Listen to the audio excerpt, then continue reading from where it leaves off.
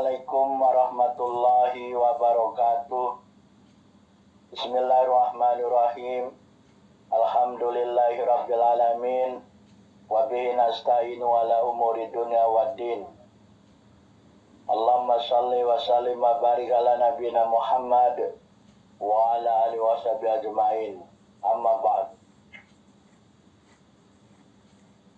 Rabbi shrah li sadri wa yassir li amri wahlul 'uqdatam min lisani yafqahu qawli. Dalam kesempatan ini kita akan mengenal sedikit tentang patologi. Jadi kalau kita lihat slide ini, pengenalan patologi. Saya sengaja tidak menerjemahkan patologi menjadi bahasa Indonesia patologi, karena patologi ini nama, nama asalnya adalah Inggris. Pengenalan patologi, dalam slide ini ada 3 foto yang bisa kita lihat. Yang pertama sebelah kiri, kiri atas itu adalah gambar makromorfologi atau gross pathology. Itu adalah gambar tisu atau jaringan yang mengalami overgrowth. Bukan tisu lah, organnya. Organ yang kelihatan ada overgrowth. Yang di tengah adalah, ini ada dosennya, dosen lecturer sama studentnya. Lecturer ini tengah memberi penjelasan melalui mikroskop, under mikroskop, di bawah mikroskop, mengenai gambar histopatologi, gambar mikromorfologi, seperti gambar yang di sebelah kanan. Gambar sebelah kanan ini adalah gambar histopatologi. Ini adalah dari saluran pernapasan bronkus.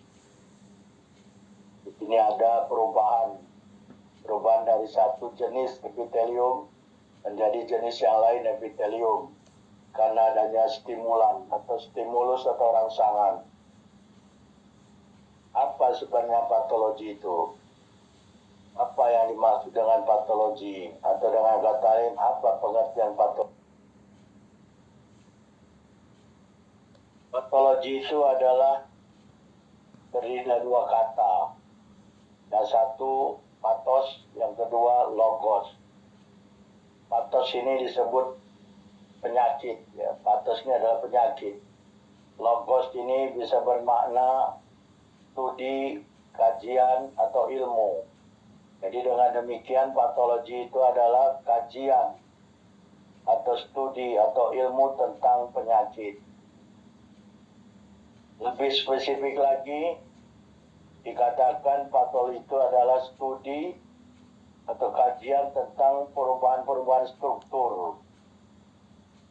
Perubahan-perubahan struktur, perubahan biochemical, dan perubahan fungsional yang terjadi pada sel, jaringan, dan organ yang mendasari terjadinya suatu penyakit.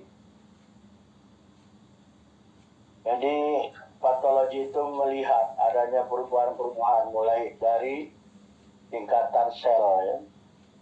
Jadi mulai dari sel, dilihat apa yang terjadi pada sel. Adakah perubahan yang bisa dilihat?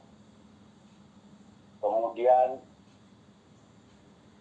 perubahan itu adalah perubahan struktur, perubahan biochemical atau perubahan fungsional. Pertama sekali adalah perubahan struktur.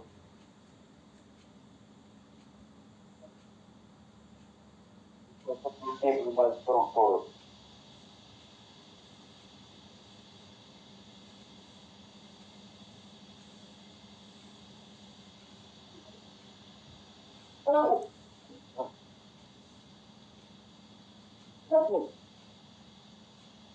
Seperti kita lihat nih pada gambar nih.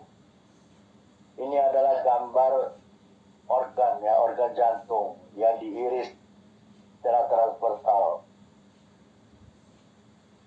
Di sini ada perubahan Ini kalau kita lihat adalah organ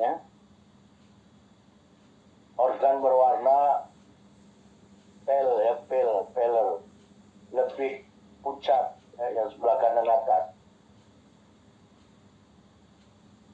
Itu kan ada perubahan.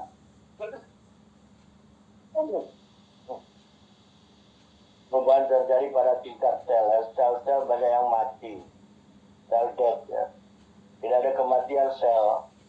Kematian sel ini bertumpuk dalam satu jaringan, ya, pada myokardium. Di jaringan ini merupakan kumpulan sel yang mati, jadi jaringan mati, sehingga berwarna pucat, ya. Kemudian perubahan struktur ini akan mempengaruhi biochemical atau biokimiawi jaringan tersebut, dan akhirnya akan mempengaruhi fungsi dari organ tersebut.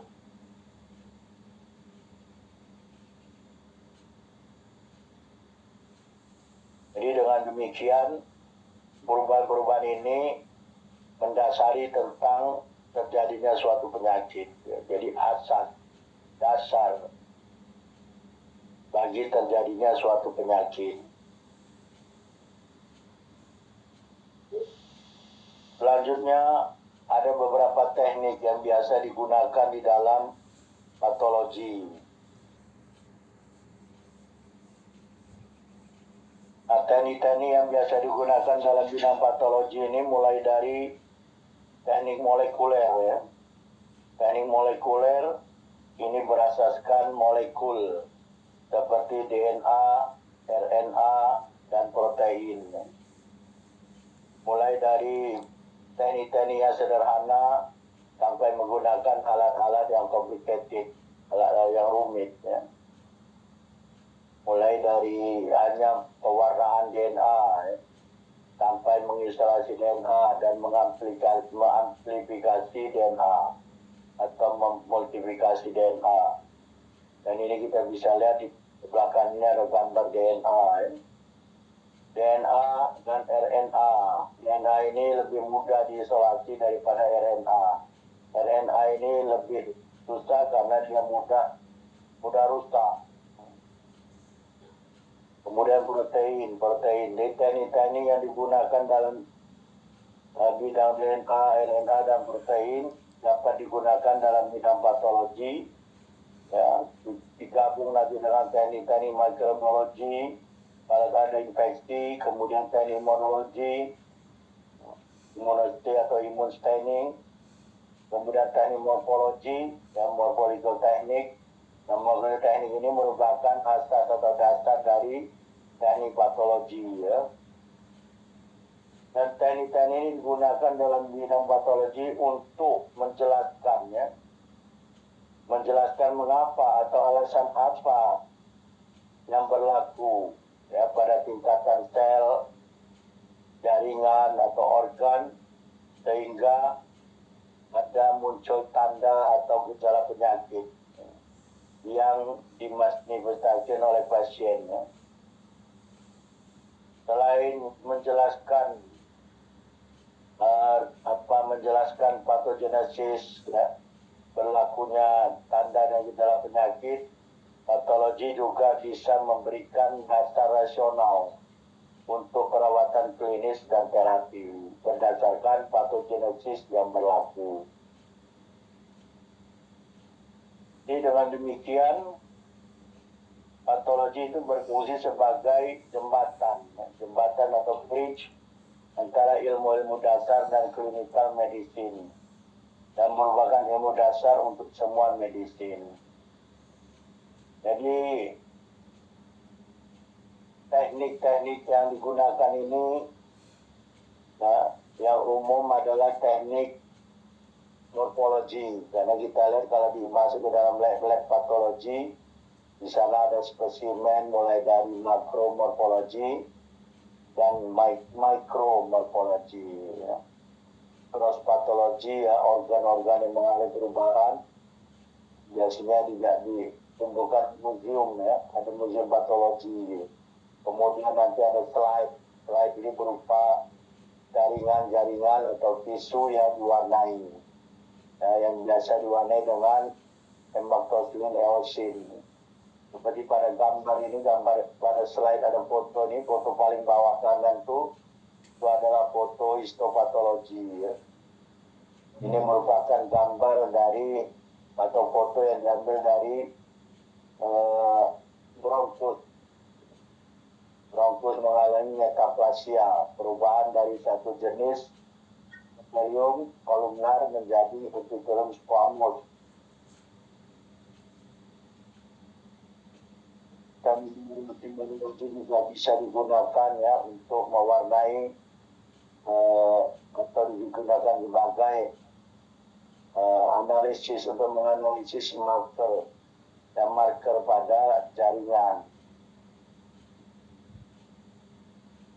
Jadi itulah teknik-teknik yang digunakan atau biasa digunakan dalam bidang patologi untuk menjelaskan bagaimana berlakunya atau terjadinya patogenosis dari suatu penyakit, sehingga bisa menjelaskan tanda atau gejala yang berlaku akibat perubahan-perubahan pada struktur biokemikal dan fungsional.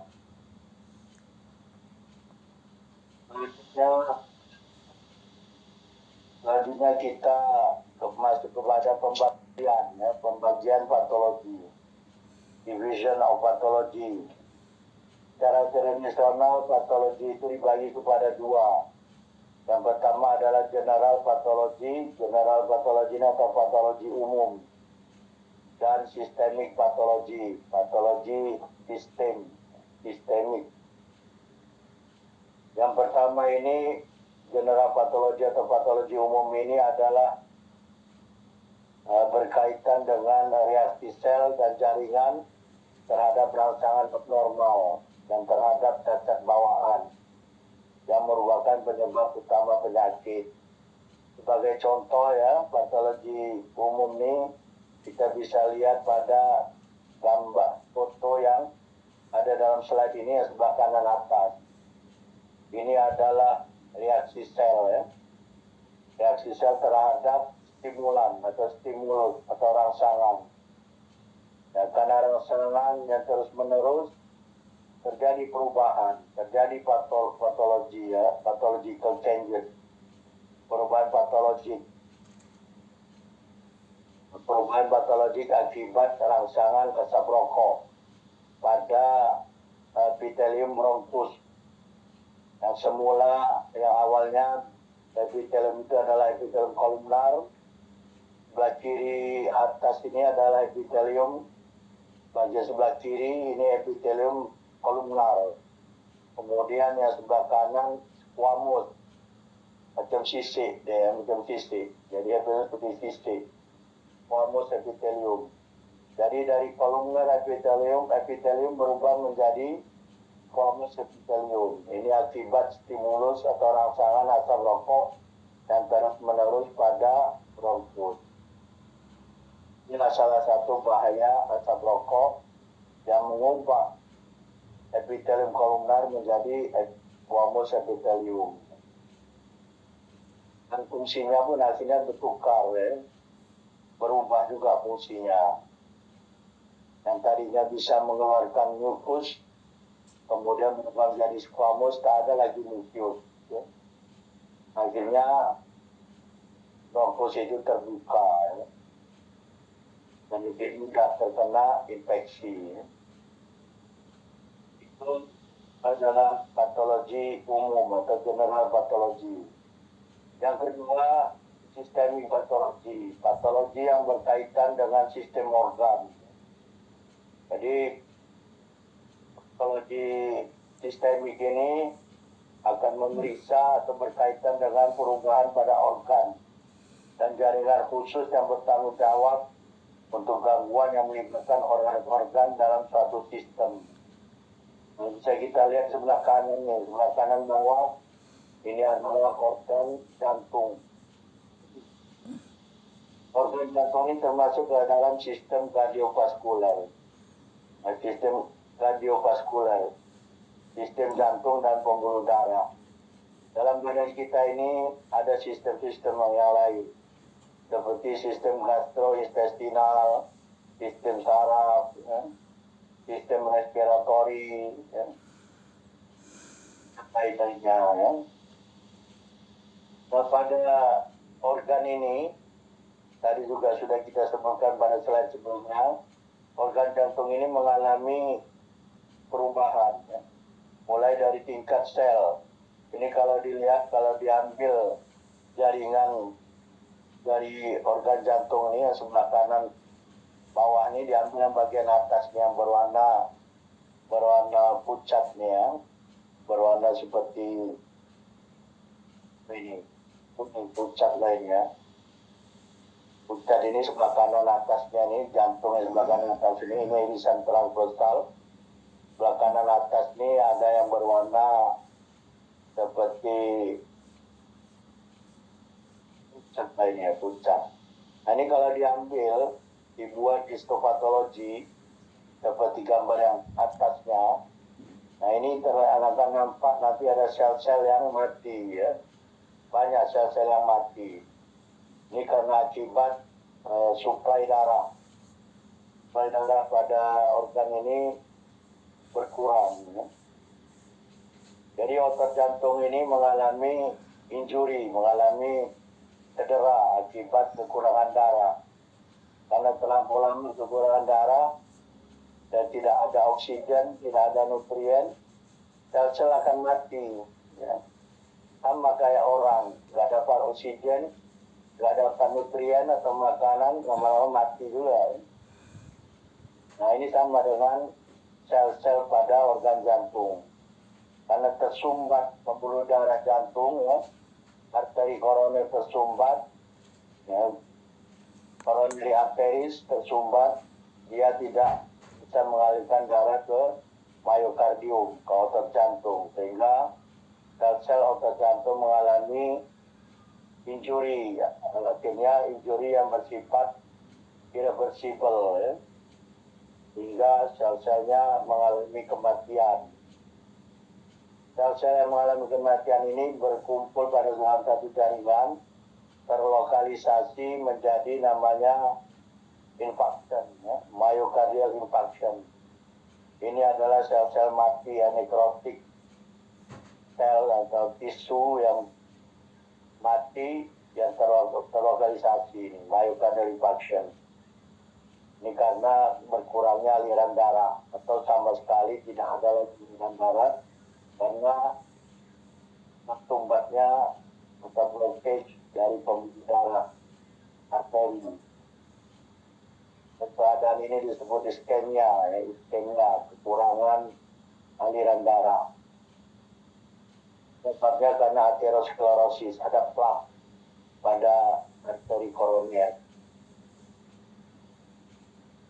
Ini teknik yang digunakan pada organ ini adalah teknik dengan pewarnaan, ya, pewarnaan dengan substrat enzim, ya, enzim substrate, yaitu tripenyl tetrazolim chloride. Jadi kalau sel yang hidup masih ada enzimnya, enzimnya akan memecah tripenyl tetrazolim chloride dan akan berwarna magenta. Nah, tapi kalau sel yang mati, dia sudah tidak ada lagi enzim. Nah, tidak ada lagi enzim dia tidak bisa memecah substrat tersebut, sehingga dia tidak berwarna, ya, sehingga dia akan berwarna pucat di sebelah kanan atas pada organ jantung.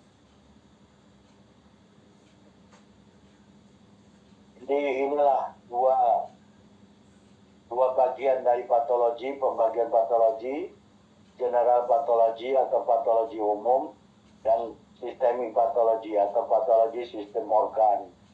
Kalau kita lihat buku-buku patologi, ya, secara umum biasanya pertama-tama yang akan dibahas atau dipelajari itu adalah general patologi, ya, prinsip-prinsip patologi umum.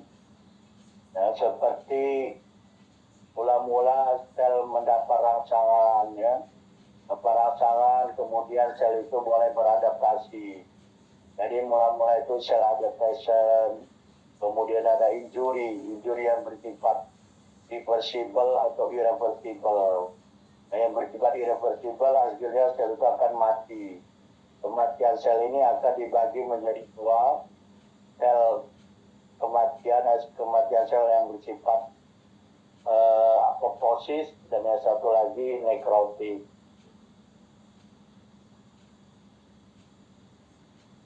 Kemudian setelah patologi umum atau general patologi dilanjutkan dengan pembahasan sistemik patologi, ya, kepada proses penyakit tertentu yang mempengaruhi organ atau sistem organ tertentu. Biasanya mulai dari sistem kardiovaskuler. Itulah kalau kita lihat buku-buku patologi, ya.